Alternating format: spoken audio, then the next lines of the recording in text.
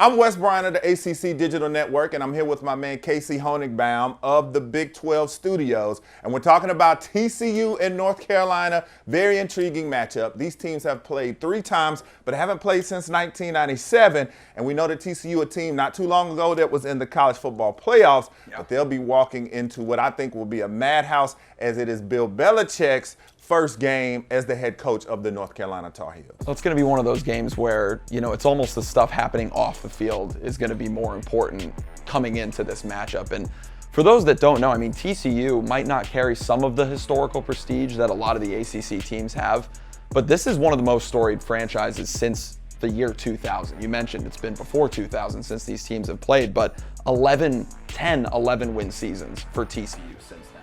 Yeah, and so North Carolina, they're going to be looking to start the season on a winning track because they've lost 4 of their last 5 games at Kenan Stadium. So they're definitely going to have to change that. Key matchups for this one, and for North Carolina, it's hard to tell because they have 70 new players on this roster. So really, I'm looking for intangibles with this crew.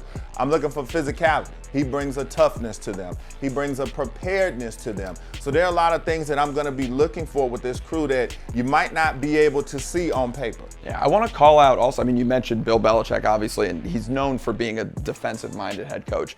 His son, Steve Belichick, is the defensive coordinator, and he did a great job at Washington coaching the DBs and that back second unit of the defense. And that was TCU's strength last year, where their wide receivers.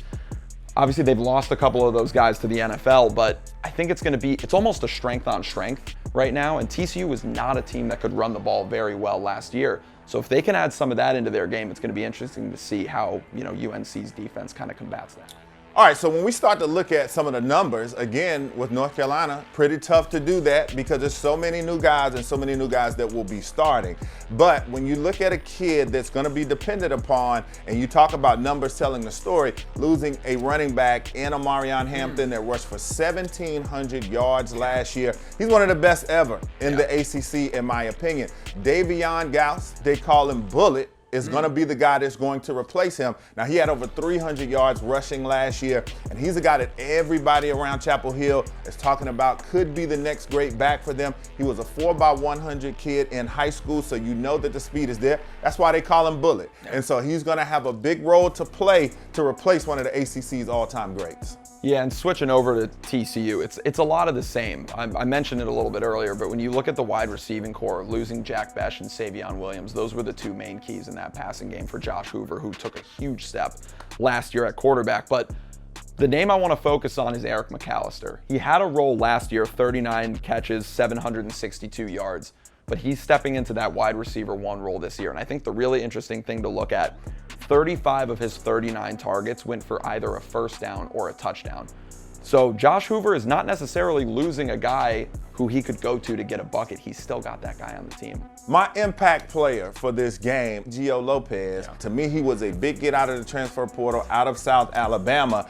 And he's a kid that likes to push the ball down the field, and he can hurt you with his feet. 41% of his passes last season went for over 20 yards, and he was 67% against the blitz. So this is a kid that's looking to get onto the bigger stage, really looking to prove himself. He's got that short, kind of squatty, thick body that when he's running, he can punish guys as well. He doesn't shy away from contact. The Big 12, it's kind of the year of the quarterback is kind of the theme here, and there is no one that fits into that conversation better than Josh Hoover. 3,949 yards passing. That was a school record to go along with 27 touchdowns. And at the beginning of the year, he was turning the ball over a little bit, but once they stopped that offense was able to, they really got going. And obviously I mentioned some of the guys that they lost, but Eric McAllister, who's going to be their number 1 wide receiver, most likely going into the season, especially in this game, averaged almost 20 yards per catch. So if they can keep that up against this secondary, it's going to be interesting. When you go beyond the box score in this game, for me, it is very simple. It's all about the coach because he's bringing the juice to this matchup. North Carolina sold out all of their tickets for this season because of this man. This place, in my opinion, it's going to be the best home environment that Carolina has ever had for an opening game. They are chomping at the bit to get going here. And as I said earlier, Bill Belichick, he's forgotten more in the last 10 minutes than we'll know about football. This guy shut down Montana and the Niners. He shut down the greatest show on turf. He's such a strategic kind of master. Yeah. He is a guy that can put together game plans, and he tailors it every single week. Beyond the box score, it's all about Belichick, what he's going to bring to this team as far as their preparedness, their strategies, and him putting these guys in the best positions to win. Yeah, and I think going off of that is a lot of the keys for TCU as well. Bill Belichick is going to coach this defense to be physical because that's what all of his defenses were in the NFL. So I think for TCU, being able to match that is going to be the most important part. That physicality, especially up front in the trenches, wasn't necessarily their strong suit last year. So I think being able to add a little bit more of that, they're getting some of their offensive line back that they lost last year. They've got some returners coming in this year. So I think having that is going to be one of the most important elements to this game because, you know this better than anyone.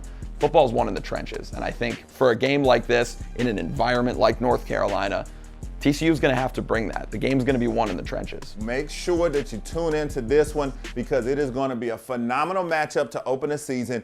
Bill Belichick's first game, you're going to be a part of history, getting to see his first ever matchup in an environment that I think will be absolutely magnetic. So make sure you keep it locked and see who comes out on top.